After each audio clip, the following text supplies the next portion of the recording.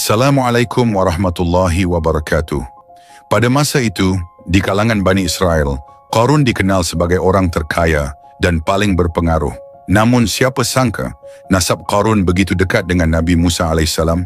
Qarun adalah cucu dari Qohas bin Lewi, yang merupakan saudara kandung Nabi Yusuf alaihissalam dan anak dari Nabi Yaqub alaihissalam. Dalam garis keturunan, nama lengkap Qarun adalah Qarun bin Yashar, bin Qohas bin Lewi, bin Yaqub bin Ishaq bin Ibrahim alaihissalam. Tak heran jika darah para nabi mengalir di tubuhnya dan ia tumbuh menjadi sosok yang istimewa. Menariknya, Qarun bukan hanya kaya raya, tapi juga dikenal sebagai seorang yang memiliki keindahan suara luar biasa dalam membaca kitab Taurat. Begitu merdunya ia diberi julukan Al-Munawwir, yang berarti yang bercahaya. Para ahli tafsir seperti Qatadah, Muqatil dan Al-Kalbi sepakat bahwa Qarun adalah salah satu pembaca Taurat terbaik setelah Nabi Musa dan Nabi Harun. Suaranya mampu menggetarkan hati siapa saja yang mendengarnya, membuatnya menjadi figur yang dihormati di kalangan Bani Israel. Di balik segala keistimewaan itu, ada kisah pilu yang menjadi pelajaran besar bagi kita semua. Qarun yang memiliki kekayaan melimpah berupa emas, perak, dan permata, mulai lupa pada sang pemberi nikmat. Bahkan kunci-kunci gudang tempat menyimpan hartanya begitu berat hingga memerlukan sekelompok orang kuat untuk mengangkatnya. Kisah ini tidak sekadar menceritakan perjalanan seorang manusia dari miskin menjadi kaya, tapi juga bagaimana kekayaan bisa menjadi ujian yang menggiring seseorang pada kehancuran. Sebelum kita masuk ke inti ceritanya, kami mohon agar Anda menonton video ini hingga akhir agar tidak terjadi kesalahpahaman. Jangan lupa untuk memberikan like, subscribe, dan tinggalkan komentar jika ada yang perlu diluruskan dari kisah kali ini. Bismillah, mari kita mulai kisahnya.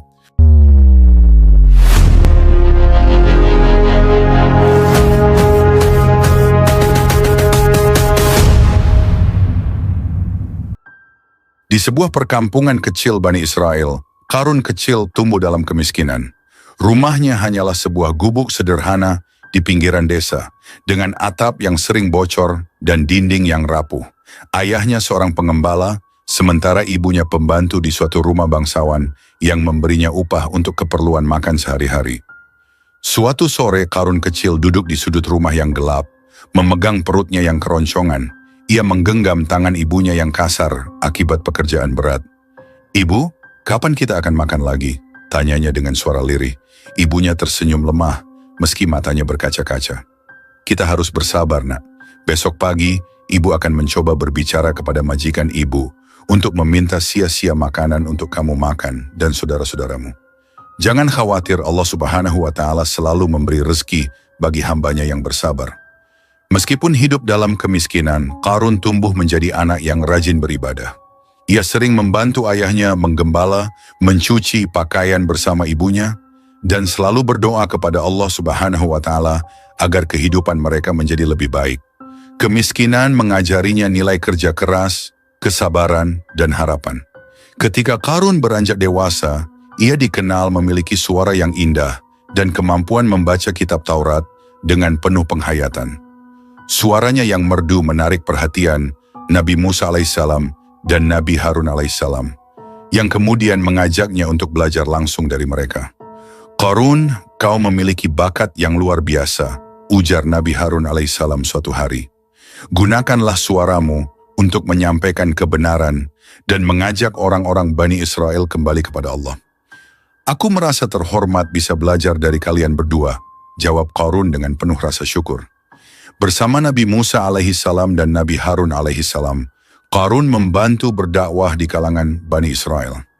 Suaranya yang merdu saat membaca Taurat mampu menggugah hati banyak orang, membuat mereka menangis dan terinspirasi untuk beribadah kepada Allah Subhanahu wa Ta'ala. Meski dihormati karena suaranya yang merdu dan perannya dalam dakwah, Qarun masih hidup dalam kesulitan ekonomi. Setelah menikah dan memiliki banyak anak, ia mulai merasa semakin sulit memenuhi kebutuhan keluarganya. Pada suatu hari Qarun menemui Nabi Musa alaihissalam. Di sebuah lembah yang tenang, ia menunggu hingga Nabi Musa selesai bermunajat. "Assalamualaikum, wahai sepupuku Musa," sapa Qarun dengan penuh hormat. "Waalaikumsalam Qarun, ada apa kau datang menemuiku?" tanya Nabi Musa dengan lembut. Qarun menarik napas panjang. Wahai Musa, aku ingin memohon sesuatu kepadamu. Doakanlah aku agar Allah memberiku kekayaan. Aku ingin membantu keluargaku keluar dari kemiskinan, dan aku berjanji akan menggunakan kekayaan itu untuk mendukung dakwah kalian dan membantu kaum Bani Israel. Nabi Musa alaihissalam menatap Qarun dengan tatapan penuh perhatian. Qarun, ingatlah bahwa kekayaan adalah ujian. Banyak orang yang tidak sanggup menghadapi ujian ini. Apakah kau yakin bisa menjaga janjimu? Aku yakin, wahai Musa. Aku tidak akan melupakan Allah jika Dia memberiku kekayaan, jawab Qarun dengan penuh keyakinan. Akhirnya Nabi Musa alaihissalam mengangkat kedua tangannya dan berdoa kepada Allah Subhanahu wa Ta'ala. Doa itu dikabulkan. Dalam waktu singkat hanya beberapa bulan, Qarun mulai melihat kekayaannya bertambah. Ternak-ternaknya berkembang biak dengan cepat, hasil panennya melimpah, dan ia mulai membeli banyak emas, perak, batu rubi, batu permata, berlian serta perhiasan lainnya. Kesuksesan Qarun sampai dia membuat gudang-gudangnya penuh dengan harta. Orang-orang mulai mengenalnya sebagai salah satu orang terkaya di Bani Israel. Namun, kekayaan itu mulai mengubah dirinya. Awalnya, ia masih rajin beribadah. Namun, lama-kelamaan, waktu ibadahnya mulai berkurang. Qarun, tidakkah kau ikut ibadah berjamaah? Tanya seorang tetangga suatu hari. Aku sibuk mengurus ternak. Lagi pula aku bisa berdoa sendiri di rumah, jawab Qarun dengan nada acuh. Hari demi hari Qarun semakin sibuk dengan hartanya. Ia mulai melupakan janjinya kepada Nabi Musa dan kepada Allah Subhanahu wa Ta'ala. Ketika kekayaannya terus bertambah, sikap Qarun berubah total. Ia menjadi sombong dan memandang rendah orang lain. Semua yang aku miliki ini adalah hasil kerja kerasku. Aku tidak perlu bergantung pada siapapun, bahkan pada Musa atau Tuhan sekalipun, katanya dengan angkuh kepada para pekerjanya. Tetangganya mulai memperhatikan perubahan ini. Mereka berbisik-bisik tentang Qarun yang dulu rendah hati, rajin ibadah, tetapi kini menjadi congkak. Namun Qarun tidak peduli. Ia terlalu sibuk memamerkan hartanya. Pada suatu hari Nabi Musa datang menemuinya. Qarun, tidakkah kau ingat janjimu kepada Allah Subhanahu wa Ta'ala? Kekayaan ini adalah ujian. Bersyukurlah kepadanya dan jangan lupakan kewajibanmu sebagai hamba, tegur Nabi Musa dengan penuh kelembutan.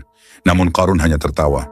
Musa, aku berhasil karena kecerdasanku, bukan karena doamu atau bantuan Tuhanmu. Jangan mengajariku bagaimana cara hidup.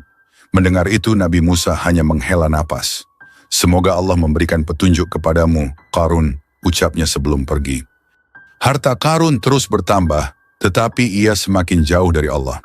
Ia mulai berfoya-foya, mengadakan pesta mewah, mengundang para bangsawan, dan mengejek orang-orang miskin. Pada suatu pesta, seorang tamu bertanya, Qarun, bagaimana kau bisa begitu kaya? Qarun menjawab dengan sombong, ini semua karena aku bekerja keras. Orang miskin tetap miskin karena malas. Ucapan itu membuat banyak orang merasa terluka, namun mereka tidak berani melawan Qarun. Kekayaannya begitu melimpah ruah sehingga kunci-kunci penyimpanan harta bendanya harus dipikul oleh beberapa orang yang kuat karena terlampau berat untuk dibawa oleh satu orang. Allah berfirman, sesungguhnya Qarun adalah termasuk kaum Musa, maka ia berlaku aniaya terhadap mereka, dan kami telah menganugerahkan kepadanya perbendaharaan harta yang kunci-kuncinya sungguh berat dipikul oleh sejumlah orang yang kuat-kuat. Ingatlah ketika kaumnya berkata kepadanya, janganlah kamu terlalu bangga, sesungguhnya Allah tidak menyukai orang-orang yang terlalu membanggakan diri. Al-Quran Surah Al-Qasas ayat 76. Di lembah subur yang dikelilingi bukit-bukit hijau, Qarun berdiri memandangi ladang-ladang emasnya yang berkilauan di bawah sinar matahari. Gudang-gudang megah dengan pintu-pintu besar dari besi berdiri kokoh seperti benteng pertahanan. Kunci-kunci gudang itu begitu berat hingga dibutuhkan beberapa pria kekar untuk membawanya. Para pekerja tampak sibuk memindahkan peti-peti berisi emas, perak, dan permata ke dalam gudang. Bau kekayaan memenuhi udara, tetapi bagi Qarun, kekayaannya adalah kebanggaan yang tak terbendung. Ia sering memandang harta bendanya sambil bergumam sendiri. Ini semua hasil kerja keras dan kepintaranku. Tidak ada yang setara denganku. Namun kekayaan yang melimpah itu tidak hanya membuat Qarun puas, tetapi juga sombong. Ia mulai memandang rendah orang-orang di sekitarnya. Orang-orang miskin yang datang meminta bantuan kerap diusir dengan kata-kata kasar. "Pergi dari sini," bentaknya suatu hari kepada seorang ibu tua yang memohon sepotong roti untuk anak-anaknya. "Apakah aku bekerja keras untuk memberi makan orang seperti kalian? Pergilah dan carilah nasibmu sendiri." Ibu tua itu menunduk penuh kesedihan, air matanya menetes ke tanah. Allah tidak tidur Qarun, dia menyaksikan segalanya. Namun kata-kata itu hanya dianggap angin lalu oleh Qarun. Tak cukup dengan kesombongannya, Qarun mulai memamerkan kekayaannya dengan cara yang mencolok. Suatu hari, ia memutuskan untuk mengadakan pawai besar di tengah kota. Kereta-kereta kuda dihias dengan emas, sementara para pembantunya mengenakan pakaian sutra yang dihiasi perhiasan mahal. Qarun sendiri tampil dengan pakaian berkilauan yang memantulkan sinar matahari, membuatnya terlihat seperti raja berjalan dalam lingkaran cahaya. Di sepanjang jalan, orang-orang berkumpul untuk menyaksikan pemandangan itu. Bisik-bisik penuh iri terdengar dari kerumunan. "Lihatlah kekayaan Qarun," ujar seorang pria.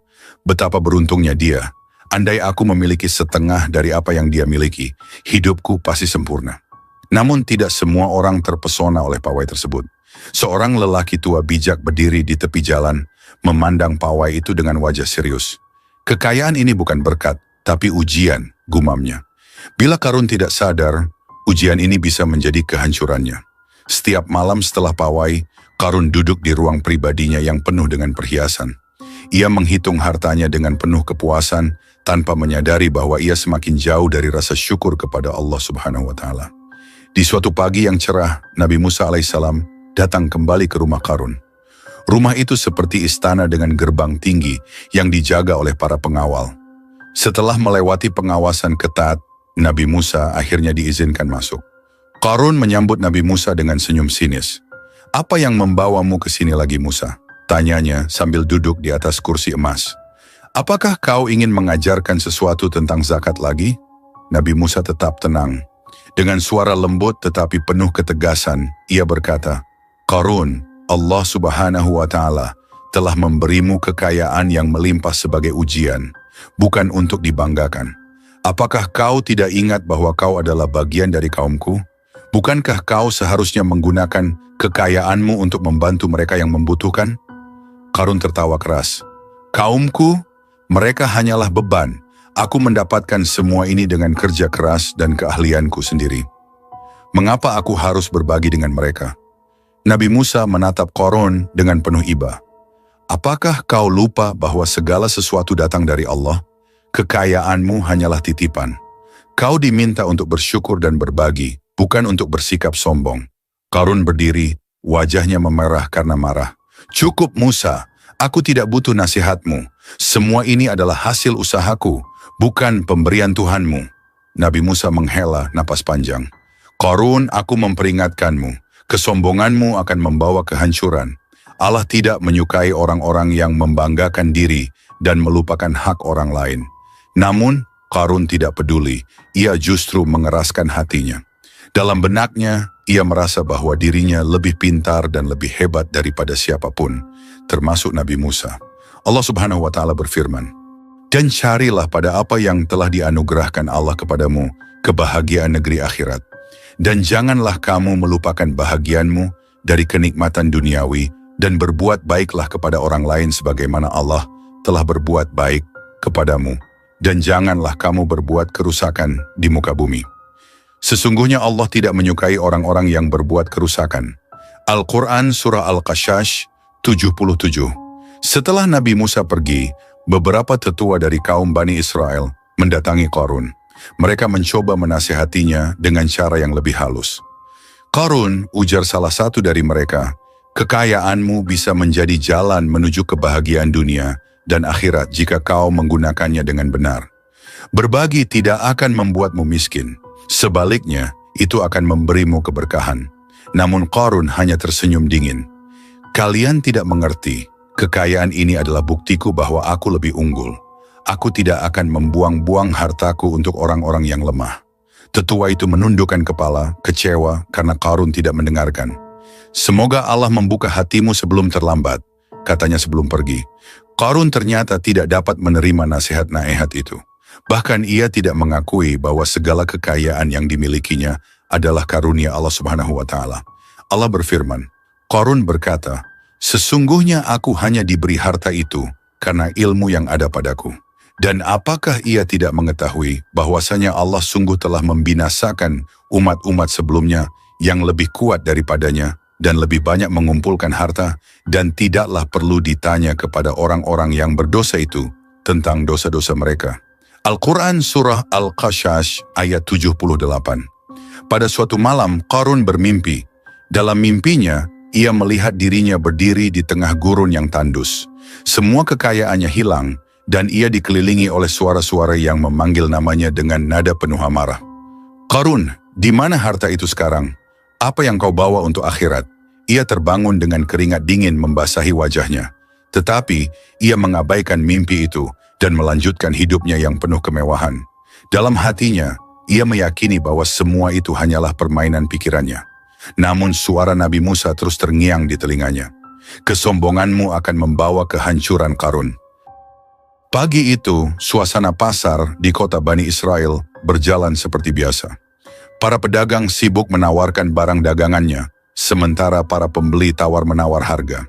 Namun mendadak suara gemerincing logam dan derap langkah kuda mengalihkan perhatian mereka. Lagi dan lagi Qarun memamerkan hartanya demi mendapat pengakuan lebih dan pujian. "Dia datang! Qarun datang!" teriak seorang anak kecil di sudut pasar, membuat orang-orang segera berkumpul di sisi jalan utama. Qarun melintas dengan rombongan besar. Ia duduk di atas kereta mewah yang dihias emas dan perak, sementara beberapa pelayan mengikuti di belakangnya, memikul peti-peti besar penuh koin emas.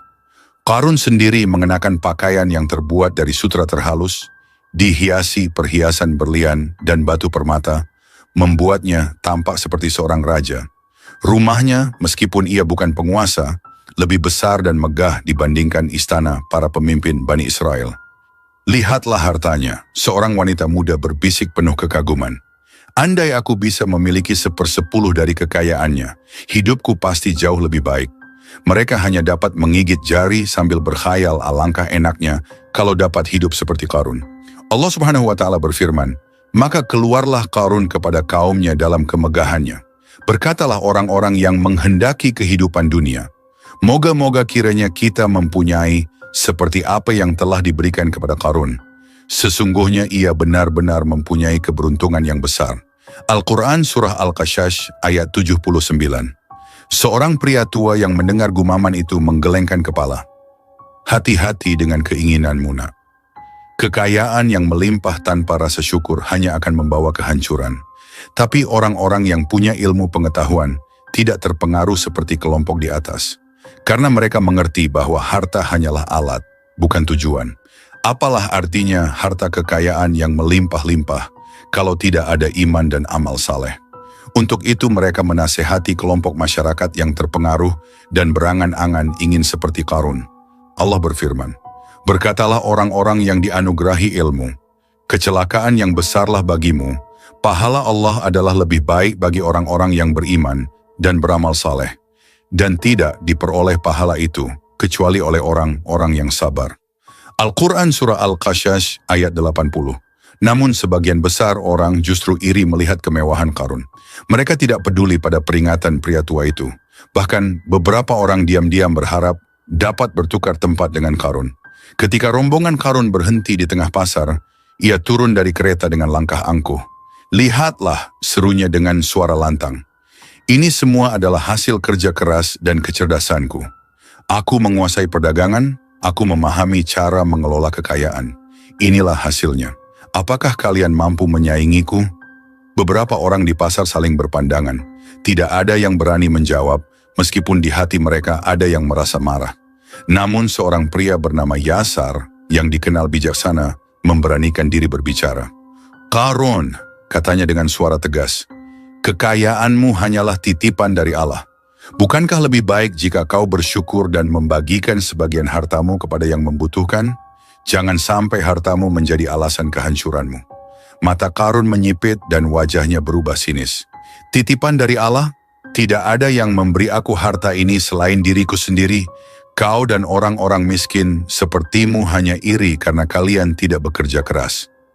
Kesombonganmu akan membawa petaka, balas Yasar, suaranya tetap tenang. Allah tidak menyukai orang yang sombong dan kikir. Namun Qarun hanya tertawa. Pergilah dari hadapanku. Aku tidak butuh nasihat dari orang rendahan sepertimu. Dengan angkuh, Qarun naik kembali ke keretanya. Ia memberi isyarat kepada kusir untuk melanjutkan perjalanan, meninggalkan kerumunan yang mulai berbisik-bisik penuh ketidakpuasan. Saat tiba di rumahnya yang megah, Qarun disambut oleh para pelayannya. Qarun memasuki aula utama, di mana para pembantunya sudah menyiapkan makanan terbaik. Salah satu pembantunya memberanikan diri mendekati Qarun setelah rombongan tamu bubar. "Tuan Qarun," kata pembantunya dengan nada hati-hati, "mohon maaf jika saya lancang. Saya khawatir pameran kekayaan seperti tadi bisa menimbulkan kecemburuan dan kebencian di hati masyarakat." Qarun mendengus, mengangkat cawan emasnya. "Hai kau hanya seorang pembantuku, kau terlalu khawatir. Aku tidak peduli apa yang orang-orang pikirkan. Jika mereka cemburu, itu masalah mereka, bukan masalahku. Aku berhak menikmati hasil kerjaku." Pembantu tersebut terdiam, namun hatinya dipenuhi rasa takut. Ia tahu bahwa kesombongan Qarun semakin lama, semakin besar, dan ia khawatir Qarun akan segera menuai akibat dari tindakannya. Pagi itu angin bertiup kencang di kota Bani Israel, seolah membawa pertanda buruk. Pasar yang biasanya ramai kini lebih sepi, karena kebanyakan penduduk mendengar desas-desus bahwa Nabi Musa alaihissalam kembali mendatangi Qarun untuk memperingatinya. Di dalam rumahnya yang megah, Qarun duduk di singgasana berhias emas, menghadap hidangan yang melimpah. Dinding-dinding rumahnya dihiasi ukiran-ukiran mahal, dan lantainya yang terbuat dari marmer berkilauan memantulkan cahaya dari lilin-lilin besar. Qarun tengah berbicara dengan salah satu pelayannya ketika suara ketukan keras terdengar di pintu utama. "Siapa itu?" Qarun bertanya dengan nada kasar. "Tuan, Musa ada di luar. Ia ingin berbicara dengan Anda," jawab seorang pelayan dengan nada takut-takut. Qarun menghela napas panjang, lalu melambaikan tangan. "Biarkan dia masuk, meskipun aku yakin dia hanya akan mengulangi ceramahnya seperti biasa." Nabi Musa alaihissalam masuk dengan tenang. Wajahnya memancarkan ketegasan, tetapi juga ada rasa sedih di matanya. Ia tahu bahwa ini mungkin peringatan terakhirnya untuk Qarun. "Qarun," Nabi Musa alaihissalam memulai dengan suara tegas namun lembut. "Aku datang dengan peringatan terakhir dari Allah Subhanahu wa Ta'ala. Kekayaanmu yang melimpah adalah ujian, bukan hak untuk sombong. Allah Subhanahu wa Ta'ala meminta engkau bertaubat dan menggunakan hartamu untuk kebaikan." Qarun berdiri dari singgasananya, tatapannya penuh rasa jengkel. "Musa, aku sudah bosan mendengar kata-katamu. Apa yang aku miliki ini adalah hasil jerih payahku sendiri. Tidak ada Tuhan yang memberiku harta ini. Pergi dan jangan pernah kembali ke rumahku." Nabi Musa alaihissalam menarik napas dalam-dalam. "Qarun, aku memohon kepadamu untuk tidak terus melawan perintah Allah Subhanahu wa Ta'ala. Dia Maha Kuasa, dan jika kau tetap keras kepala, kau akan melihat kekuasaannya dengan cara yang tidak kau harapkan." Namun Qarun hanya tertawa keras. "Kekuasaannya? Aku tidak takut. Rumahku kuat, hartaku banyak, dan aku memiliki segalanya. Apa yang bisa Tuhanmu lakukan kepadaku?" Musa memandangnya dengan tatapan tajam. "Kau akan tahu segera, Qarun. Ketika azab Allah Subhanahu wa Ta'ala datang, tidak ada yang bisa melindungimu. Tidak kekayaanmu, tidak rumahmu, bahkan tidak pengikutmu." Musa berbalik dan meninggalkan rumah itu tanpa menoleh lagi. Hatinya berat, tetapi ia tahu bahwa Qarun telah menutup pintu bagi peringatan Allah Subhanahu wa Ta'ala. Hari itu langit yang biasanya cerah mendadak berubah gelap. Angin yang awalnya lembut menjadi kencang, membawa debu dan pasir ke seluruh kota. Orang-orang mulai merasa gelisah, tetapi mereka tidak tahu apa yang sebenarnya akan terjadi. Di rumahnya, Qarun sibuk menghitung koin emas di salah satu gudangnya. Gudang itu begitu besar sehingga terlihat seperti istana kecil, penuh dengan peti-peti berisi harta. Ia tersenyum puas, membayangkan betapa kayanya dirinya dibandingkan siapapun di kota itu. Tiba-tiba bumi mulai bergetar. Pada awalnya getaran itu ringan, seperti gempa kecil. Namun beberapa detik kemudian, guncangan menjadi lebih kuat. Dinding-dinding rumah Qarun mulai retak, dan barang-barang mewahnya jatuh ke lantai. "Apa ini?" Qarun berteriak, wajahnya pucat. Para pelayannya berlari panik, mencoba menyelamatkan diri. "Tuan, tanahnya retak. Kita harus keluar dari sini." Namun sebelum mereka sempat melangkah, tanah di bawah rumah Qarun mulai terbuka. Lubang besar muncul, menelan lantai marmer dan semua yang ada di atasnya. Gudang-gudang harta Qarun yang berada di dekat rumahnya ikut terguncang. Peti-peti emas, perak, dan permata berjatuhan ke dalam lubang besar yang semakin membesar. "Tidak, harta-hartaku! Jangan ambil hartaku!" Qarun berteriak histeris, mencoba meraih salah satu peti emas yang meluncur ke lubang. Di tengah kekacauan itu, suara menggelegar terdengar dari langit. Suara itu begitu keras hingga membuat semua orang di kota terdiam dalam ketakutan. Ini adalah hukuman bagi Qarun yang sombong dan kikir. Harta yang ia banggakan akan menjadi saksinya di akhirat kelak. Qarun menoleh ke arah langit, wajahnya penuh ketakutan. Ia berusaha melarikan diri dari rumahnya, tetapi tanah terus berguncang, membuatnya terjatuh. Ia merangkak, mencoba mencari jalan keluar, tetapi lubang besar di tanah semakin mendekatinya. "Tidak! Tolong, jangan ambil aku!" Qarun berteriak, suaranya serak. Namun bumi seperti hidup, menelannya perlahan bersama rumah, gudang-gudang harta dan semua hartanya yang lain. Saat tubuh Qarun tersedot ke dalam tanah, jeritanya terdengar di seluruh kota. Membuat bulu kuduk, semua orang yang mendengarnya berdiri ngeri. Orang-orang yang menyaksikan kejadian itu dari kejauhan hanya bisa terpaku. Mereka melihat rumah Qarun yang dulu megah seperti istana, kini lenyap tanpa jejak. Tanah yang menelan rumah itu kembali menutup, seolah tidak pernah ada apapun di tempat itu. "Subhanallah," bisik seorang pria tua dengan wajah pucat. "Allah benar-benar menunjukkan kekuasaannya." Seorang wanita yang dulu iri dengan kekayaan Qarun menangis terseduh-seduh. "Aku dulu ingin menjadi seperti dia, tapi lihatlah apa yang terjadi padanya. Kekayaannya tidak bisa menyelamatkannya dari azab Allah Subhanahu wa Ta'ala." Nabi Musa berdiri di tengah kerumunan, memandang tanah tempat rumah Qarun pernah berdiri. Ia berkata dengan suara lantang, "Inilah akibat dari kesombongan dan kekikiran. Allah Subhanahu wa Ta'ala tidak menyukai orang yang sombong. Semoga kejadian ini menjadi pelajaran bagi kita semua." Penduduk kota itu menundukkan kepala, merenungkan kata-kata Nabi Musa.